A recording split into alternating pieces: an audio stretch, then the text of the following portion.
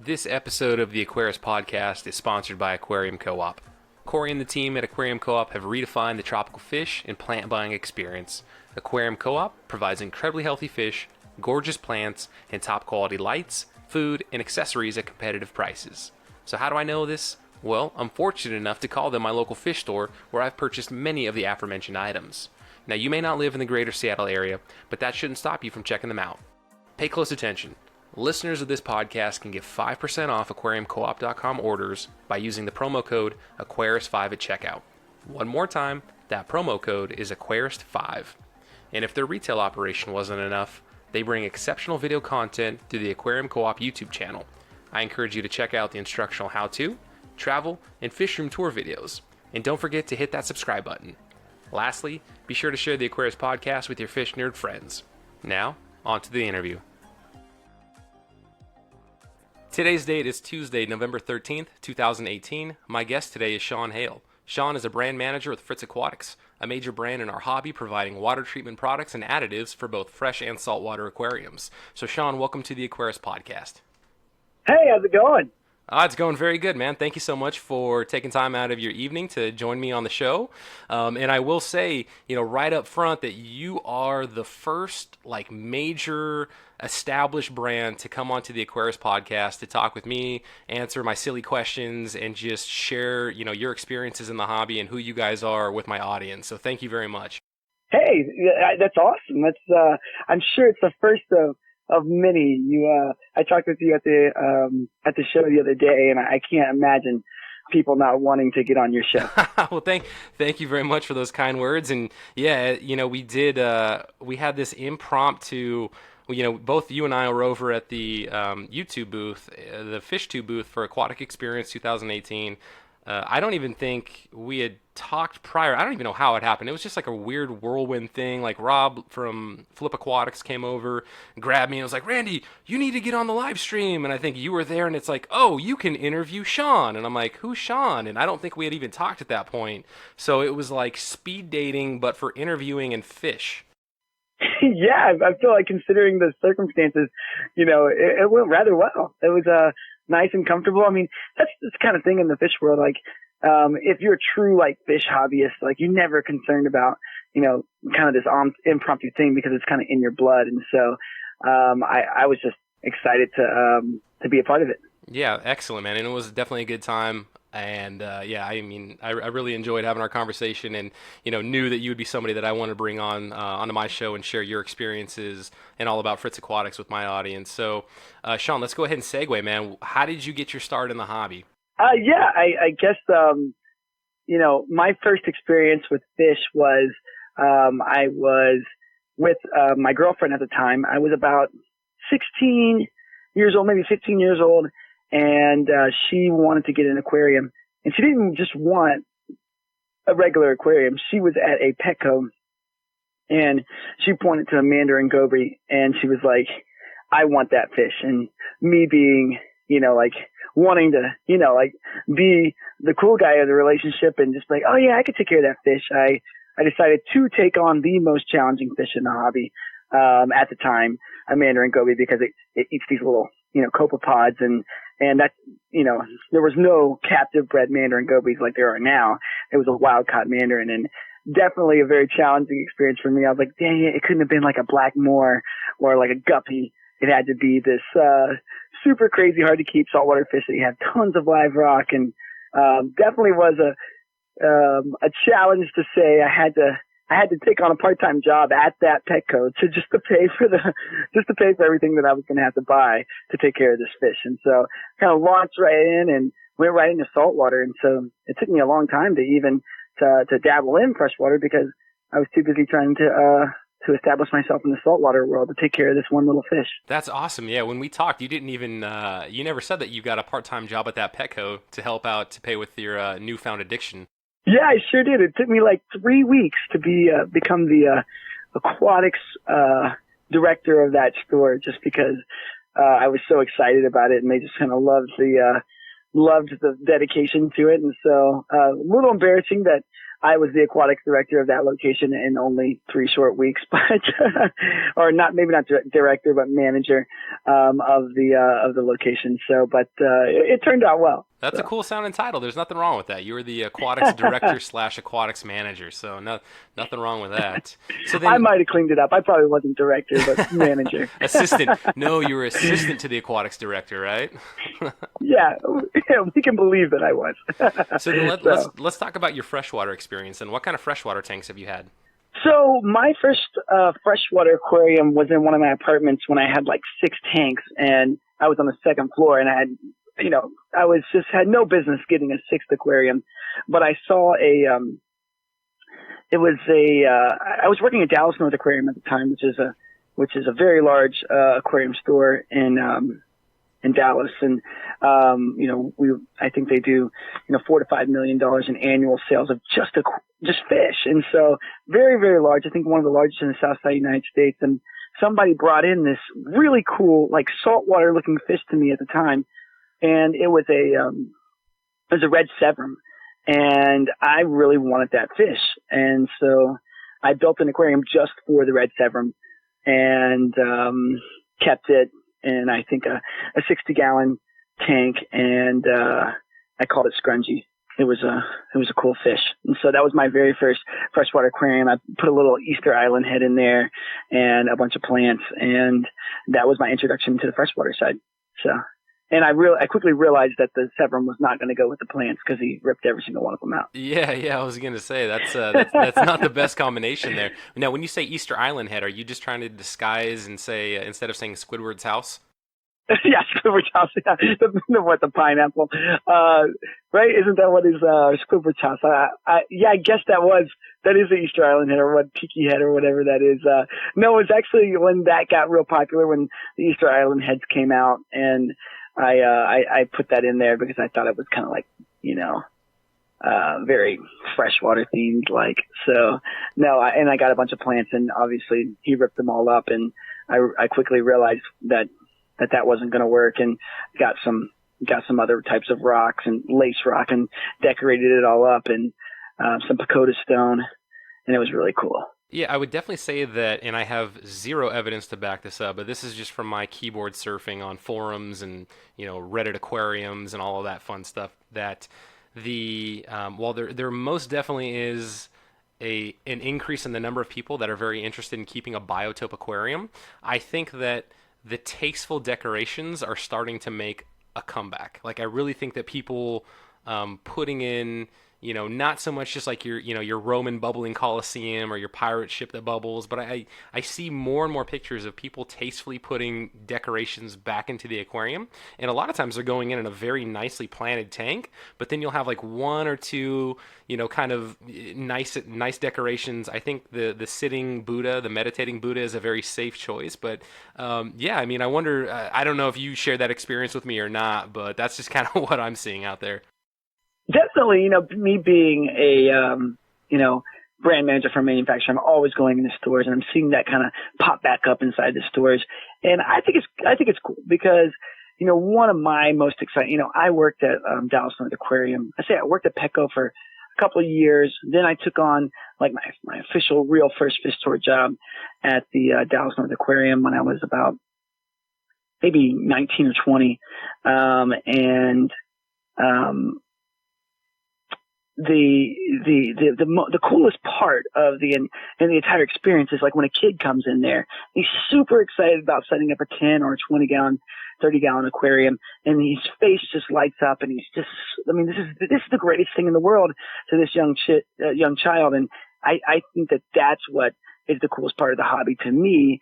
And they love that stuff. They love, we when you become a professional hobbyist, you kind of pull away from that stuff because you feel like, oh, I'm a professional now. I don't have to have, all this gadgety stuff. I want a real natural escape. And that's fun and all, but I feel like, that looks good, but, I like the decorations, and, I try to integrate those into my aquarium here and there just to remind me kind of the fun aspect of the hobby. I know that the guys over at the Aquascapers Collective will completely cringe hearing me say that, but I do see that popping back up.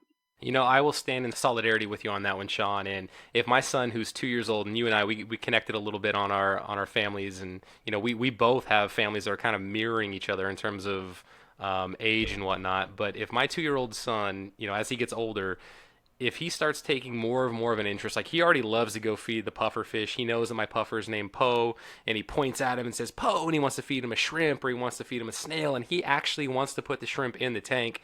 If that kid, if we're at Petco and he's like, Dad, I want that Roman Coliseum in Poe's tank, Poe is getting a Roman Coliseum in his tank. Like, I don't care. Boom, Like, it's in there. I may have to move some Vallisneria. I may have to move a piece of driftwood with some Java fern on it. I may have to move a crip that I know is going to melt and never come back for the next, 3 or 4 months, whatever it's going to do.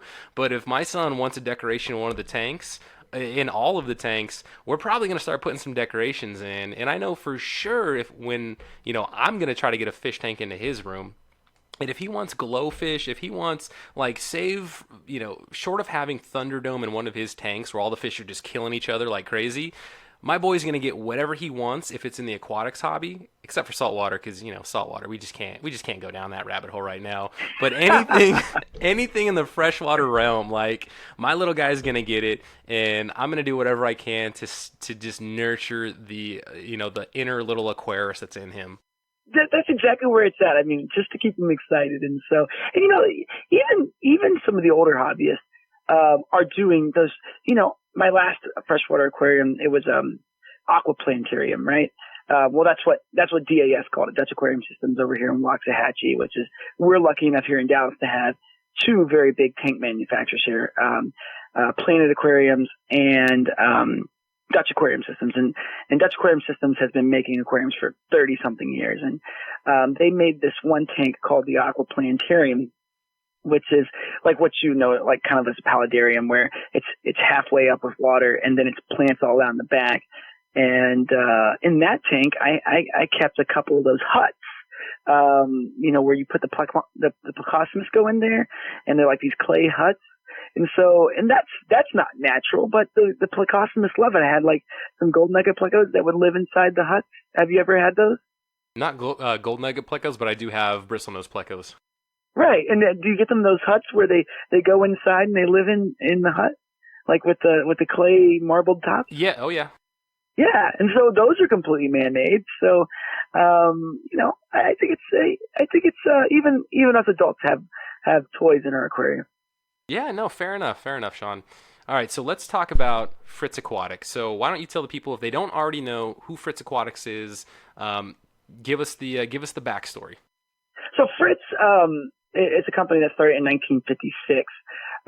It's actually a chemical and engineering company for many industries. So it's just a team full of microbiologists and biochemists that make products across, 6 or 7 different industries, including, aquatics, aquaculture, wastewater treatment, municipalities, agriculture, even some oil field, production. And, the owner of this company, when he was a chemist himself, his name was Fritz Wiesen, he loved aquariums. And even though we were servicing big industries like oil field at the time, he wanted to do aquatics. And it was just as big of a focus for Fritz when the company began, as the oil field side. And so, we really started getting strong into aquatics in the early 70s, and we were the first manufacturer in the industry to produce nitrifying bacteria, which is true Nitrosomonas and Nitrobacter, Nitrococcus bacteria that would cycle out an aquarium. And it just kind of rolled on from there. I mean, we were doing water conditioners and sludge degrading bacteria, which is a bacillus-based bacteria, medications, and anything that really, Mr. Wiesen at the time, could get our, scientists to make for the aquarium industry. At your headquarters, are there like any pictures throwing it back to, when any of his aquariums, and is there anything like that in the halls of the Fritz Aquatics, corporate all headquarters? All over the place. Oh, really? Yes, all over the place. All over the place. There's these posters and, like old pictures of like discus and things like that. Like, I don't know if you, ever seen some of the stainless steel trimmed out aquariums, right? The Metaframes? The what? Metaframes, I think they're called, yeah? Or that's one of the Yeah, brands at least. so we had a line of those. Fritz did back in the day. And so there's even aquariums that say Fritz that are those, I guess, these steel or metatron aquariums. And, we even had like, decos and even those castles, like the castles that you see that they sell, at the stores that sometimes are like 40, $50 for a castle. You're like, wow, that's a really expensive toy to put in your aquarium. We sold those castles back in the day. So there's a lot of little castles and stuff. Everything that we produce for the aquarium industry, we've got, kind of hanging around. We have a 1.1 million square foot production facility in Mesquite and in Greenville, Texas. And even, a facility out in Houston, Texas. And that stuff is just kind of sitting around here and there in the corners. So. Wow, that's so cool. I mean, a couple things. One is that, Fritz Aquatics, it's not just, obviously the aquatics division, kind of self-explanatory in the name, but that the larger parent company, you guys have a hand in so many different industries that are, from a just like a market cap perspective, are massive compared to like home hobbyists. We think of, we see your product like, oh, Fritz Aquatics, okay, that's their product that they sell in our market, but the value of what you do in these other industries is probably astronomical compared to the aquatics portion. And that's not to downplay the importance of it, but it's just really cool to know that you guys are rooted in other industries as well. Yeah, it does give us, it gives them an advantage and a disadvantage. The advantage and the cool aspect of it is, we're an ISO 9001 compliant facility, which gives a ton of credibility when you grab a Fritz product to know that the level of quality control and production that went into not only the development of this product, but also the research and analysis of, shelf life, what is, the protocols, the standard operating procedures of producing this product. And then there's a QC, quality control department that goes through and checks each one of these, and then retaining samples of every single product and batch created are kept for 3 years, just in case something was to be like reported by a customer that, this doesn't match what I've normally gotten before. We can go back to that retained sample, and we actually have, ICP machines, and MP machines, microwave plasma machines, where we can go back and reverse engineer and look at the way that like down to the 1 billionth, parts per billion of what's inside of this, what's inside of this product. And so I think that gives us a ton of cool equipment that if we were just an aquatics company, we wouldn't have. But then on the flip side, because there's all these, extra, standard SOPs that we have to do, extra, T crossing and I dotting, it really takes me a long time to have flexible production. I'm not able to just be like, oh, that's a need for the industry. I can quickly get that product made up, because it takes so long to make sure that this product is not going to do anything that we didn't intend for it to do. Yeah, and to go back, so I know what ISO 9001 is, but why don't you go ahead and tell our audience that maybe they're not as ingrained in manufacturing as you and I are. High level, what's ISO 9001? So high level, it's a standard of manufacturing that's very difficult to achieve, and this ISO certification is highly sought after in the manufacturing, and it just kind of gives you like a certificate of credibility that you're going through all the checks and balances of being able to obtain this certification. And a lot of people just decide not to do it because they feel like it's just too rigorous and it impedes their, again, flexibility in production. But when you do have it, it does give you that credibility that, hey, you can trust this brand, that they're going through what this, ISO feels like, is the top standard of production. And so that's as high level as I can get with that. And, even me, I don't understand all the intricacies with it. I just know that it's definitely something that we worked very hard to achieve at Fritz. Yeah, no, I think you did an excellent job. Another way for the audience to kind of grasp ISO 9001 is that you have to have a dedicated army of people that are committed to quality, that are committed to excellence in everything that they do.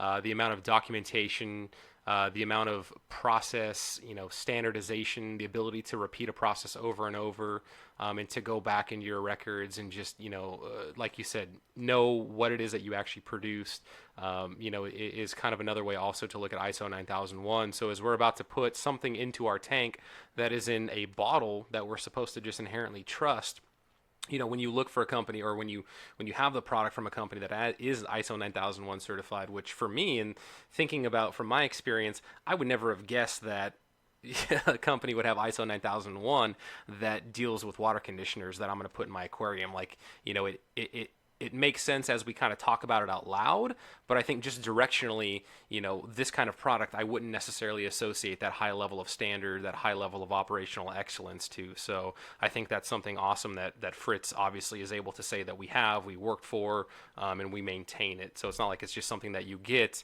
and then you can slack off. Like, you actually have to be able to maintain it.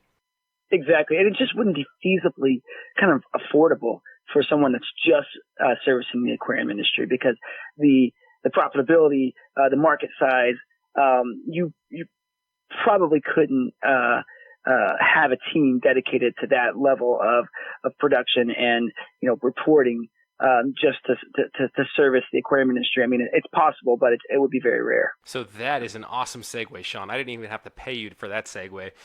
So let's talk about, what are some of your other customers that are outside of the home aquarist market that you can share with us to really lend some more credibility and a better understanding of who Fritz is?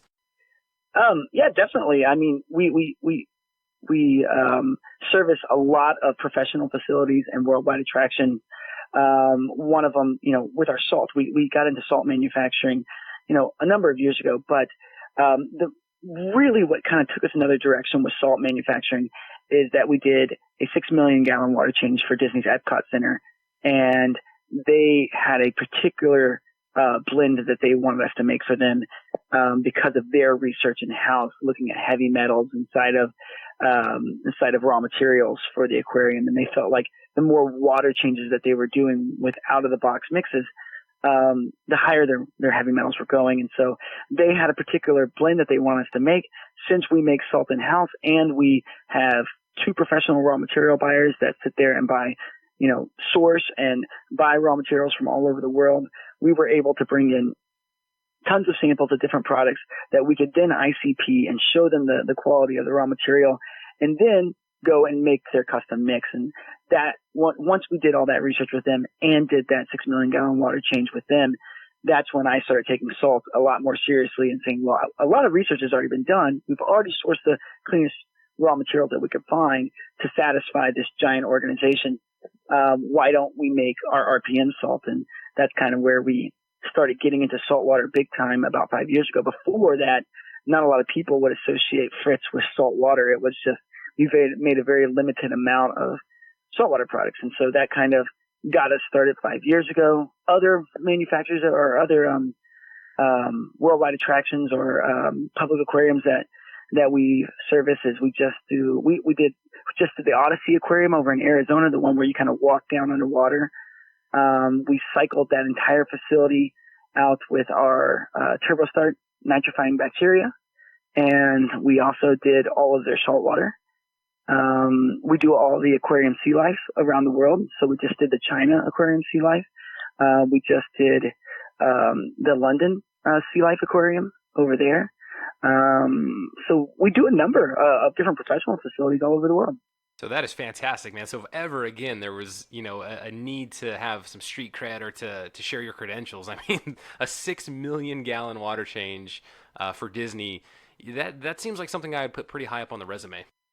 Yeah, it was really cool. I joined Fritz right when we were in the middle of getting that going, and that was just like what did it for me to see that they were working with big names like that. I mean, growing up in Dallas, I heard of Fritz, and I just didn't like. It wasn't really that popular in the retail world. Like Fritz was just like, they didn't have the right packaging, they didn't have the right marketing message, and I think they made tons of quality products. Like we were even private labeling Mardell at the time, and I did not know it. I was selling their products every day at Dallas North Aquarium, and I didn't know that those were Fritz products being made 15 miles from me because we were private labeling it for Mardell, and we were private labeling, like products like Amquel for Aqueon, or not Aqueon, Amquel for Cordon.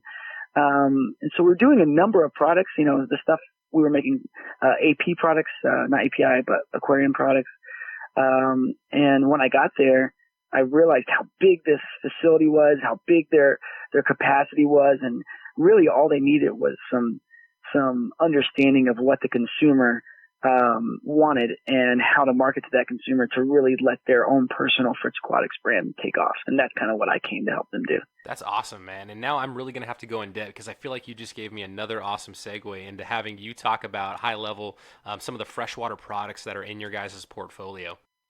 Yeah, I mean, I'd be happy to. I mean, some of the ones that are the most exciting are, the bacterias, Fritzime 7, which is Fritzime 7 and 700, which Fritzime 7 is a non-refrigerated version of TurboStart, and it's probably the best as far as non-refrigerated bacteria is on the market. I mean, I'm confident that it is because it's true Nitrosomonas and Nitrobacter. And it doesn't make this outrageous claim that it's going to cycle 400 gallons of water. I mean, a 16-ounce bottle cycles 80 gallons of water.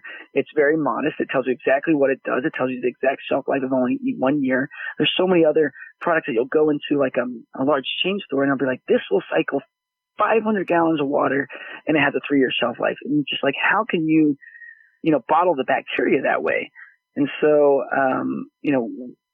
Fritz does a very good job of, we want you to be successful. So we almost would underestimate the claims of our products just to make sure that you're successful with it. And so a good example would be our TurboStart 700. We put on there that it has a 4-month shelf life, but all of our research shows that it's just as strong for 6 months. But we'd much rather someone, if they bought it in that, we don't want that perchance, if it was mishandled, if they bought it in the 5th and 6th month and it not work and it be crucial and they lose fish and that's their first experience with the aquarium world, that kind of, I've experienced it in the retail store. I didn't want to sell people bacteria at Dallas Mills Aquarium because we kind of had this mentality that, you have to do it this way. You have to wait to cycle out your aquarium for a month. Or if it's saltwater, you have to use live rock and you still have to wait. What I quickly found is that people would just go and buy fish from the next store because you wouldn't sell them fish. And then they're coming back a week later, like, we rushed, we jumped the gun, typical American, and they go and they just rush into this thing and, we want things now. And, then since they rushed into it, their stuff wasn't set correctly. They started to get disease in their aquarium, and now they've got to do a quarantining system or try to get the disease out of their aquarium. And generally, that customer would end up falling out of the tank of the aquarium hobby altogether. And so that's what made me feel a lot better about selling the TurboStart. Is I knew I could trust it. It wasn't overrated, and my customer, I could control. I could keep them with me. I could satisfy them. I'd give them a bottle of bacteria and be like, here, let's put 5 fish in this aquarium. And kind of, satisfy their need to get started right away and keep them from going to the store down the street, not telling them that they just got in the hobby and buying a bunch of fish and them getting sick. And so bacteria is one of our cornerstone products at Fritz for freshwater. Yeah, and there's a couple pieces there that I want to jump in and say. One, from a supply chain, from a manufacturing perspective, like, I really want people to understand that when you have consumable products that have a shelf life like that, right? Like, it's one thing to think, again, the food supply chain. Okay, lettuce is going to have a finite shelf life. All of these things that we consume, milk, so on and so forth. But when you apply those same kinds of restrictions to manufactured goods, to just things like this, like Fritzgar or TurboStart or the Fritzime 7, it's a pain in the butt. Like, it's inherently something that's baked into if you're producing a food product or many other consumables.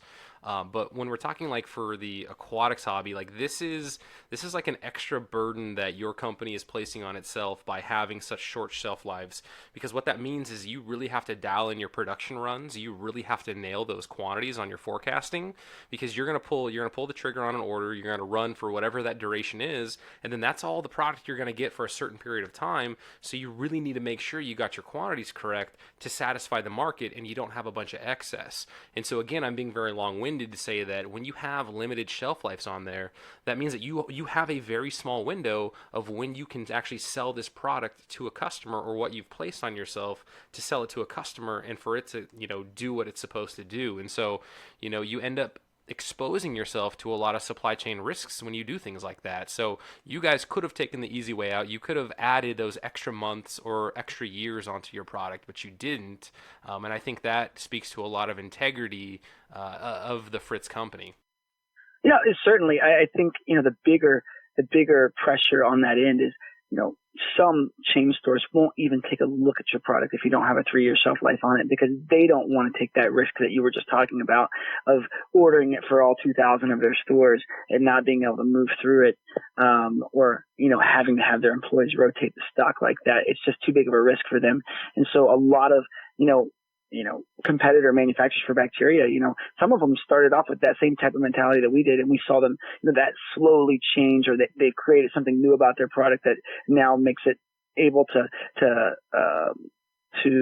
kind of sustain that type of a shelf life. But, we know bacteria very well, and there's just, nothing that we've seen or even been able to research about our competitors' products that would truly make it be able to last that long and be that temperature controlled, or non-temperature controlled, in that sort of condition. So we really have to sacrifice being able to sell to those chain stores and selling, thousands and thousands of units to these stores that would really kind of allow us to invest more into our aquatics division, because we have those customers, just to kind of keep our integrity there. And what's really cool, though, on our side, we're not as worried about that, because we make the bacteria in-house. We don't order that from anywhere else. We are the manufacturers of the bacteria. And so if you ever go into Fritz's facility, I'd love to have you come down to Dallas.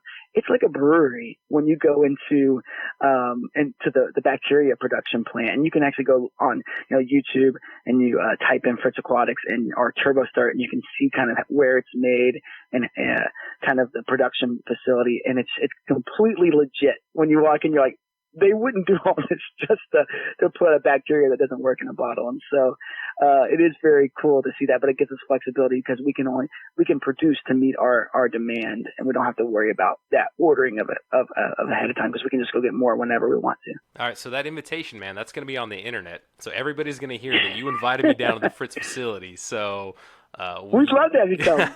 Your mind would blow. It's just, I never wanted to go work for Fritz, just because I didn't think it was a sexy brand. And when I went and walked to the facility, it just, everything changed. It's like, wow, these guys are huge. Yeah, I mean, I'm a manufacturing guy. I absolutely love supply chain. I love manufacturing. So we're gonna connect. We're gonna stay connected after this interview's done, and I think I'm gonna be heading down to Dallas here pretty soon. So I'll be popping into the Fritz facility possibly. Hey, I think you'll love it. So I want to talk about TurboStart a little bit more, and in full disclaimer, before this interview, I want to say that I want to reiterate again to the audience that I have invited several major brands to come onto this show. Some have either not gotten back to me, or I've gotten kind of a corporate PR response of, we do proper market, or we do marketing through proper channels, yada, yada, yada. You are the first company to come on, and first major brand, and to talk about your product. And so I want this to be a platform for Fritz to talk about what their product is. I want this to be a platform for other companies to come on and send their brand representatives and to talk about why they think their product is the best in the market, and why a home aquarist should spend their hard-earned money on said product. So again, thank you very much for taking that opportunity. You sent me some TurboStart because you know that I'm starting up a fish room, and I am incredibly impulsive, and I want to add my fish, which I've already done, and I knew that I'm either going to have to compensate with massive water changes all the time, or I'm going to need to do something on the bacteria side and do a jump start and maybe move over some old filter media or whatever it may be. But I wanted to go the route of TurboStart because I'd heard such great things about it, and Fritz was wonderful enough to send me a couple bottles of the TurboStart, so I've gone ahead and used it. Super easy to do, and in my experience, it's still going to be a few months before I'm like, yep, I did a turbo start on all of my aquariums. Everything is hunky dory. But just in the 2 weeks or however long it's been since I've done it, I have noticed, no issues. Everything's working fine. Fish are normal. Parameters are great. And that's exactly what you want. So my assumption is that's going to continue. I have full faith that that's going to continue. So again, thank you very much on that front. Yeah, no, you're welcome. I loved the opportunity.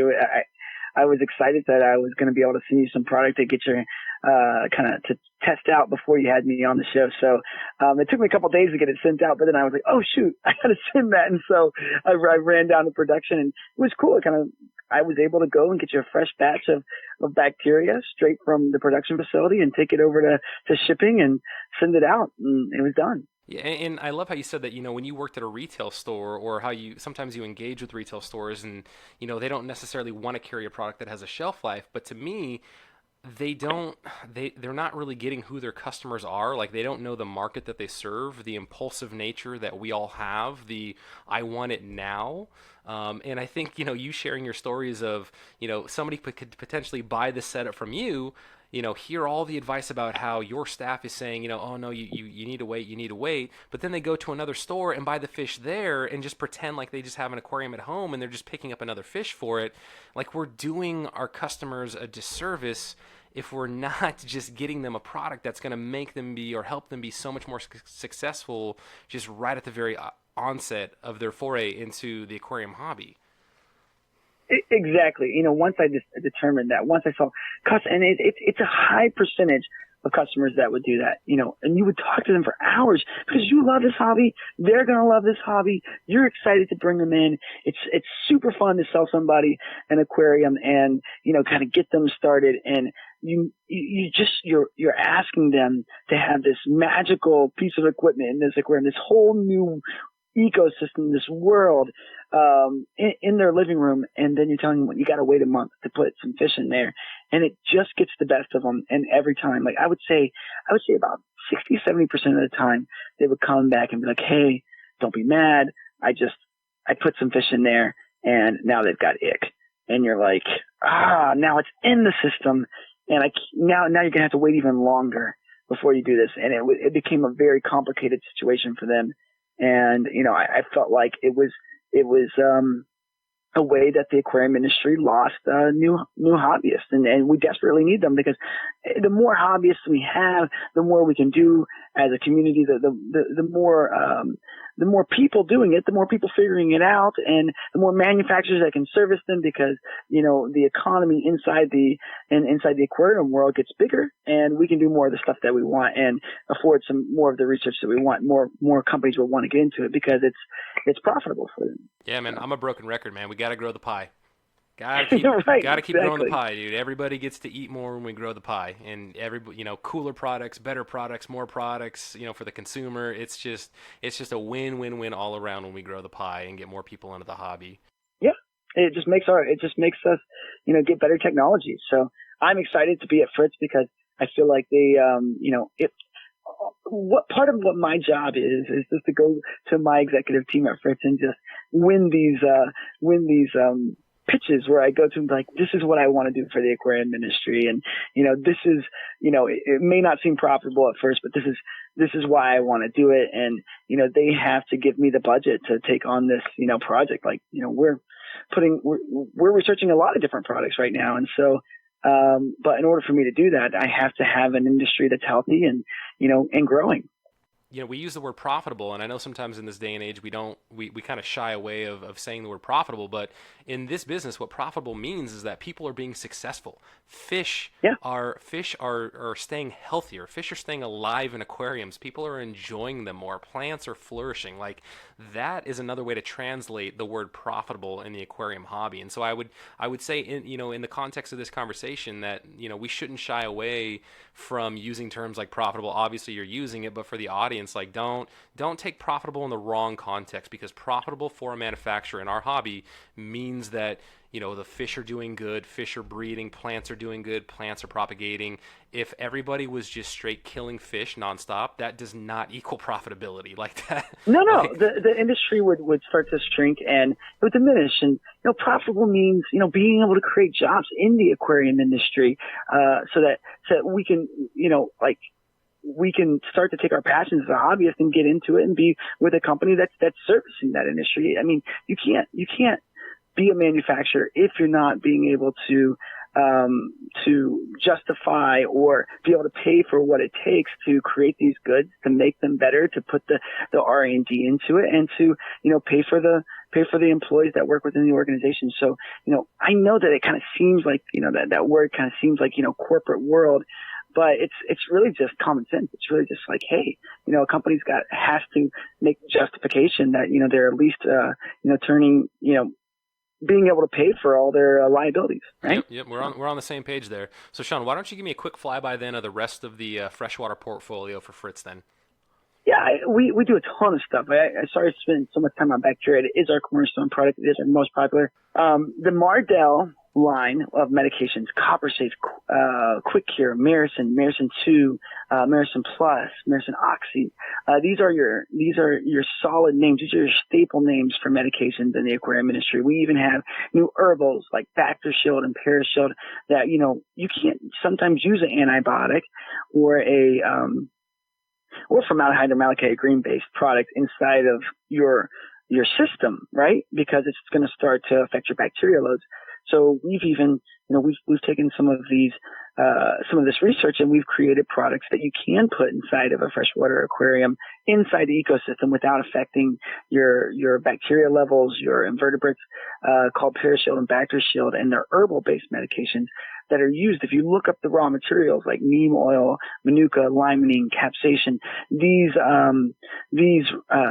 active ingredients are used in cancer treatments. It's used in food grade production facilities as a pesticide, or not a pesticide, but an insecticide to kind of get the insects off of the foods, without, creating a risk for, the consumers that are going like the humans that are going to take that in one day.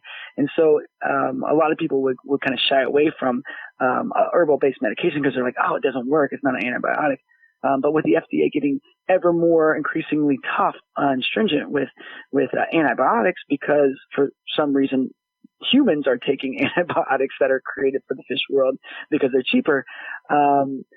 With that crackdown, you saw amoxicillin disappear. You saw some, versions of tetracycline. You've seen, like active ingredients disappear off the shelves and people not be able to stay into the medication production for the aquarium industry because some manufacturers were not doing it right. They were doing it, without, quality control, and humans were taking these medications and it was causing complications, and that's why the FDA cracked down. And so with that FDA crackdown, you have to start to think outside the box. It sometimes becomes not quite feasible for you to be able to produce medications for the aquarium industry with the aquarium industry size and economics. You just can't produce at a human medical grade production. It becomes too expensive. And so we do that at Fritz. We do work with the FDA and the EPA. Everything is registered, and they walk our facility twice a year, and we're able to keep these medications on, but it's quite expensive.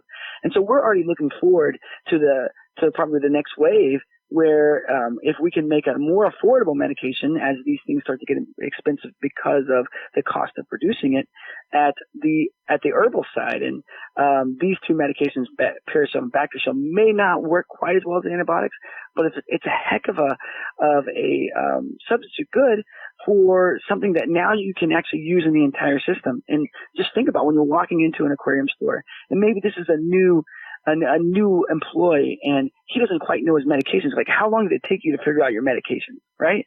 Like, to know exactly what to kind of prescribe. Oh, you're asking me? Yeah, like how long did that take you? It took you a while, oh right? yeah, definitely. I thought you were just asking a rhetorical question, but absolutely. I mean, you do Right, a I mean, lot. like, You do a ton of research. I mean, you get a lot of conflicting information online. If you're doing forum surfing or wherever you're getting information from, it's a process in and of itself. right. And so, I mean, even when I was at Dowson's Aquarium, somebody called me the evaporator sometimes because it was a question that I didn't know the answer to, or if I saw it coming, I would just disappear because I didn't know the answer to that. I was only 3 or 4 years in, to the aquarium industry when I was at Dallas North, for the first couple of years. And so only certain people were able to answer those medication questions. And now think of your standard, situation where people go into a Petco or a PetSmart and the turnover inside of those stores sometimes is quite high. And you've got to depend on this person to tell you how to medicate your fish with antibiotics. And it's kind of risky for a customer to get advice from someone that doesn't have that level of experience. And so these two medications are a little bit more broad. It's a little bit more safe. You can dose it to the entire system without killing everything. And it may not be as effective, but it does give you a better chance. Cause I mean, even think about trying to catch fish out to put into a quarantine system.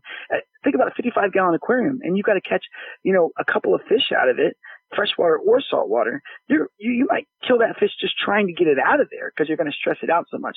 And so we've kind of looked at these herbal-based medications, things that you can dose the entire system with, and we feel like they have a high effective rate. And so keep an eye out for those products. And then we have a new product called Fix It coming out that's a little bit more safe. It's Phoenician violet-based medication. So the medications we have water conditioners like Complete and Guard and ACCR, these are different types of water conditioners depending on the type of dechlorination you need. And sometimes you're like, why do you have 3 water conditioners? But, there's definitely reasons to have that. So. Yeah, and so one of the questions that I asked you during the aquatic experience was, when should we be adding our water conditioner? In Shawn the Evaporator Hale, which I'm so glad you told me that was a nickname that they called you. I'm just going to call you the Evaporator from now on because that's awesome. When, as a home aquarist, I'm doing a water change, as I'm going to fill the tank back up, when should I be dosing, or maybe dosing is the wrong word, when should I be putting in the water conditioner?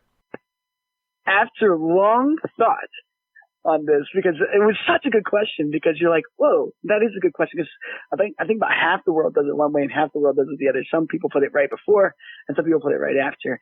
I think the best answer is to do it after, like after you filled up the aquarium, because you're trying to get away from the chloramines, right? That's not going to kill things instantly, right? But you want to know exactly how much to put in there. And if you're going to dose it per spec, this stuff starts to activate right away. And if you're dealing with Complete, which is the same identical product to Prime, so that's going to start being the active ingredient is going to start to mix into your water right away, and it's looking for chloramines first and chlorine. And if it doesn't find that, it's going to go after nitrite and nitrate. And if it doesn't find that, it's going to go after oxygen next. And so if it's taking you a long time to fill up your aquarium and you go ahead and you're half down, you decide to put the Complete in right then you're going to attack the oxygen level with that active ingredient, and you're going to bring down the oxygen in the aquarium. And so if you're filling up slowly, I'm thinking that could cause a problem. Probably unlikely, but still the safest is to fill it all the way up. The chloramines are likely not going to affect anything in that short period of time, and then you dose it. Ah, very cool. So your canister filter, your hang-on back, your sponge filters, whatever they are, those are off. Fill your water up. Hit it once you've hit your full level back for the tank, and then kick on your filtration. Yep, that's my final answer. Unless it changes in a couple of weeks because somebody calls it and is like, nope, that's not it. No, and honestly, I mean, I think this is going to be one of those questions that just goes back and forth. And there's like you said, there's the 2 camps. I think we've got a pretty even split of 50-50, and it is what it is. But I think it's a fun topic and a fun question to ask. Right. And how I talked about the different types of water conditioners. I guess it would depend on which one it is, right? Like I've got a water conditioner that only goes after chloramines, and since it only goes after chlorine and chloramines, it doesn't affect your oxygen and your nitrite and your nitrate level. So it's not going to start to work against those values immediately. It's just gonna sit there and wait to be taken up by by the chloramine or chlorines that would mix with that active ingredient. So I guess it would depend on which one it is, but I think the safe bet, since so many people use, they don't quite know exactly what's in their tap water conditioner, is just to say, at the very end, do it. Yeah, and I just realized as I said that I framed that as a fun question, which shows just how nerdy we are, that we consider when do you add your water conditioner post water change as a fun question. So we have, we're in deep, man. Are we scaring away the kids in our industry? People like us, they're like, oh my God, if that's fun, I'm going to go play some video games. Yeah. So I mean, as long as you answer it appropriately, right? Like if you've got a stubborn hardcore aquarist who's just die hard on one side of the fence and says you're wrong, then you can kind of be hard back and give them a little poo poo. But if it's a kid asking the question, be gentle with them. I mean, be gentle and realize that this is somebody that's new to our hobby, and not directly to you, but just in general, as we engage people that are new in the hobby, put on the white gloves. Remember that we are all in that position, and more often than not, I find myself in that position of a newbie in so many respects as I talk to people all across this hobby. But just know that we're all hobbyists. We all want the best for these fish. We all have the same kind of common goal, common purpose, and just have that in mind as we engage each other in these kinds of questions, and people look for feedback. Right. Yeah, I think you're 100% right. It's having that mentality is no good. And the industry is always changing. There's more technology. There's more people getting in the hobby, which again allows more research. And kind of as we're getting together on these forums, as we're getting together and talking, we're discovering new things. And so I think I learn something new every day, even though I'm 34 now. I got in when I was like 15, so it's like 20 years in the aquarium industry. There's still something new. I mean, it's something as simple as a tap water conditioner question. It starts to stump you for a second, and I think as long as you're transparent about it and you're just you're looking to just kind of do the best thing for the industry and not just make something up, I think that's best. I mean, it's always tough enough for me because I have to go into an aquarium store and talk to a dealer and say, I've got a bacteria that will instantly cycle your aquarium, and I've got a reef-safe medication. It's just like, some of them are just like, get out of here. You're a snake oil salesman, man. That's what it is. Leave. That's what it sounds like. It's like, no, this is legit. We've tested it. They're like, hey, just get your magic self out. Yeah. So all right. So let's talk about now. I mean, Fritz, you guys, it seems like you're breaking the mold of kind of the traditional manufacturer in the space, and you guys are being very, very active in the hobby, in the social sphere. And talk to me about Fritz and your involvement in Aquashella and Aquashella 2019. I think it just kind of, who doesn't? Like, I love the hobby, right? So who doesn't want to be a part of it? Like, I just cannot fit the mold of like a corporate response person that works for a manufacturer that's just going to come and say, hey, we're not interested in getting on your radio station because I'm afraid I might say something wrong. I mean, I may say something wrong, and if someone calls me on it, I'll be wrong. But I can't resist the aspect of being a part of the community of the industry because it's so much fun. That's the reason why I decided to dedicate my job to this. I mean, I could have done something else. But it was fun to be in the aquarium industry. So I'm not going to take away the fun by not being a part of it as well. And so the coolest part that I've had with Fritz is not only being able to work with the consumers, but my favorite thing is being able to work with Coralfish 12G.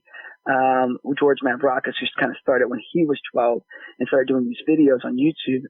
And I met him at an aquarium show, and he was like, just saying everything that you would love to hear from a hobbyist perspective. You just love the guy. He's completely genuine. He loves the hobby. He wants to dedicate a lot of his time and life to it. And so I told him, like, hey man, as soon as you're ready for a sponsor, I want to be it, for your YouTube channel. And he came to me about 6 months later. He's like, hey man, I want to do some cool stuff. Are you down to sponsor it? And that kind of completely flipped my world around for what I've kind of what I was doing in the aquarium industry. So we got together and we started thinking of ideas, things that he wanted to do. And our very first idea was doing this 50 stores in 5 days tour where we got in a van, like a truck, and we drove all the way across the country and went to 50 fish stores in 5 days and filmed the entire thing. And that was just the coolest thing for me to do with George, and for him to capture it and film it all and see all the consumers. He has over I think 100,000 subscribers, and a lot of them are young kids. And they would come and they would show up at these stores, and they would literally be starstruck when he walks in the door, because of how much they've watched him. And this is the way that young people learn today, is they watch YouTube, they listen to podcasts, they don't turn on the TV and sit through the commercials or, watch a standard sitcom. They like to watch reality, and the best way to get their information is through live streaming and through YouTube. And so this was like a superstar to them, and that kind of really flips my viewpoint of the aquarium industry upside down. Not the aquarium industry, but what I was going to do and how I was going to work within it. And so I think that's where I began working with the social media side of the industry and really enjoying it.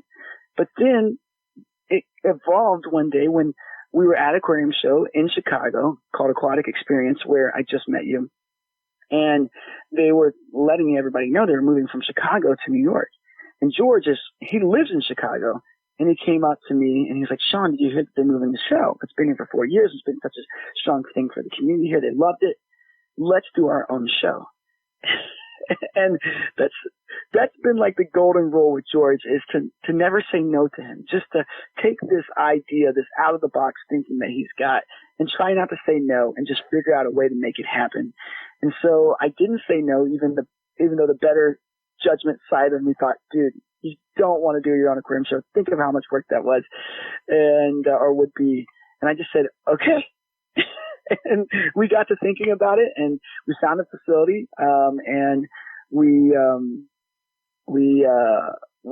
put the show on, and we wanted to do it with this new way of thinking, this not so much it being like a big manufacturer show or super salesy, or it being just saltwater or just coral or just frags or just one part of the industry. We wanted to celebrate all aspects of the industry with Aquashella, and so we just tried to do everything we could to make that happen, even including all the aquatic artists that we could find and aquatic YouTubers that we could find to come to the show, and making sure that they felt invited, that they didn't have to pay to be a part of it, because, obviously being an aquatic artist, it would be, quite spendy to buy a booth just to kind of show people your art. And it would be quite spendy if you were a YouTuber trying to buy a big booth just to talk to people that you kind of made videos for. So we made parts of the show be able to feature those parts of the industry, and I felt like it just somehow, by some miraculous magic, just kind of took off, and it was amazing. Yeah, I've heard fantastic things about the show. I've heard from people that have attended that they absolutely loved it. And talking to Zach Frank of World Pet Association, I'm going to stick by saying that I think it was a good move to move the aquatic experience to a different part of the country. I hope it continues to stay in New Jersey for a couple of years, because that is a massive, massive metro area. There are so many people that live in that concentrated area that it is, in my opinion, silly to not have an amazing show there. And then I think Aquatic Experience should move again. But at the same time, though, the vacuum that Aquatic Experience left made it possible for now this show, right? So it's not like we just lost a show, right? Like, we gained a show. Like, we gained a show on the East Coast, and we kept a show in the Midwest. So now we've got two awesome shows. Well, I think there's a couple more, but we've got these two shows that we're talking about now when there was just one.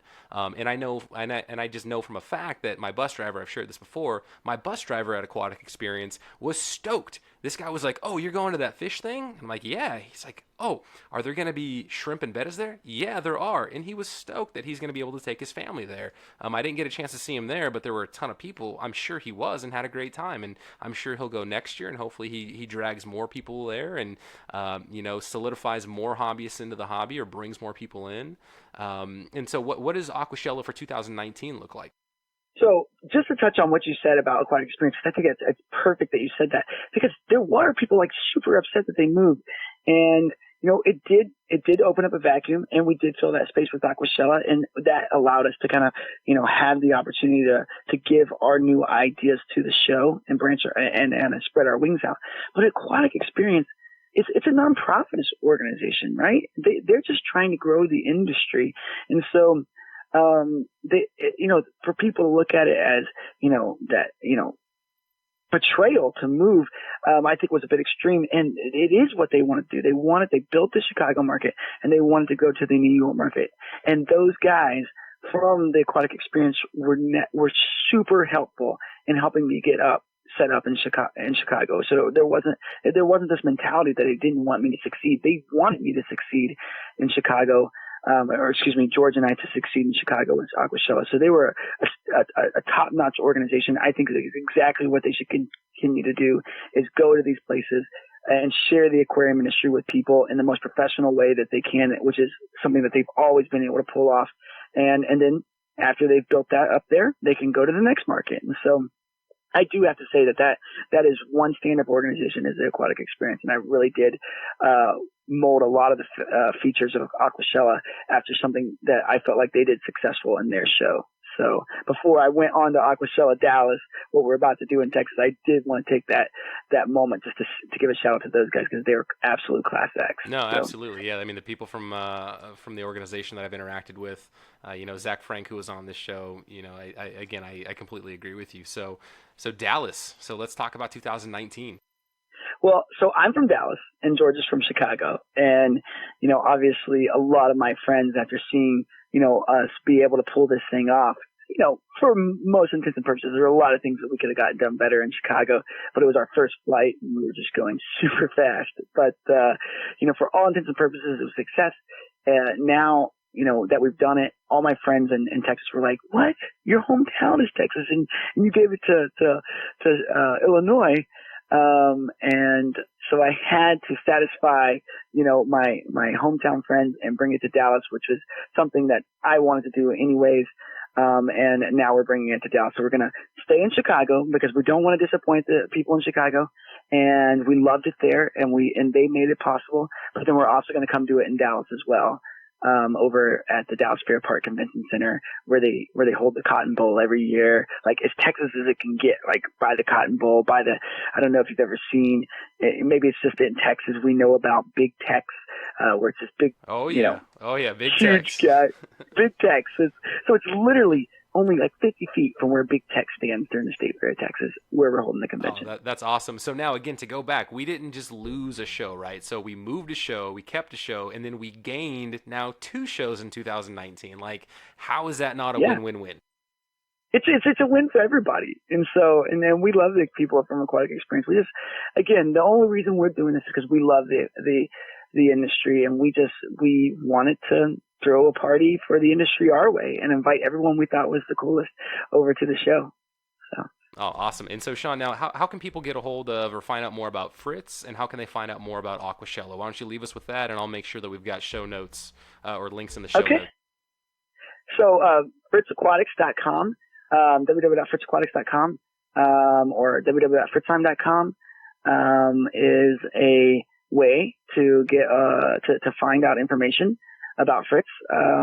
You go to that Fritz Aquatics page and there'll be links to everything that we do and who we sell our products through, so that you can find our product and, research about it. Some of those articles I was talking to you about TurboStart and how it works will be on there, where you can see the proof of the nitrification inside big, huge aquaculture farms where they do shrimp and things like that. And it's just so much dirtier than an aquarium should be. And so you can go and read all those articles there and learn about our products. And then for Aquashella, you just go to, www.aquashella.com, AQUASHELLA.com, and it'll tell you about our Dallas show, who's coming, and to our Chicago show. And you can find out all your information there. Awesome. And real quick, what are the dates for those shows? So Dallas is March 30th and 31st, and Chicago is August 17th and 18th. Awesome. So we've got 4 months to plan for Dallas. So that is, well within striking distance. I mean, Dallas, you're fairly central, so you can get to Dallas on a pretty cheap flight from almost anywhere in the country. So there's really no excuse. Book your hotel now before they sell out. Get that cheaper rate. So check out Aquashella. I know definitely I'm going to put it on my calendar of things to try to attend. I had a blasted aquatic experience, and I can only imagine that, in-person Aquashella is going to be as awesome as everybody says it is. And the fact that you guys are now going to have one show under your belt, it's going to be, that much better. We hope so. I hope to just live up to the expectation that we don't trip and fall somehow. So if we can just keep this magic going, then hopefully we can just continue to serve the aquarium industry. So Shawn, thank you so much for coming on, man. I'm so glad to finally bring on a major manufacturer to talk about their products and talk about what they're doing in the hobby, because I think it's really important, right? Like I want to have people that do home breeding. I want to have cichlid guys. I want to have killifish girls. I want to have everybody, and a part of that everybody is the manufacturer. So again, super grateful that you took time to come on the show. I appreciate it, man. The pleasure was all mine. Thank you again for listening to the Aquarius Podcast. As always, get involved in your local fish club, help grow this wonderful hobby, and have fun with other fish nerds.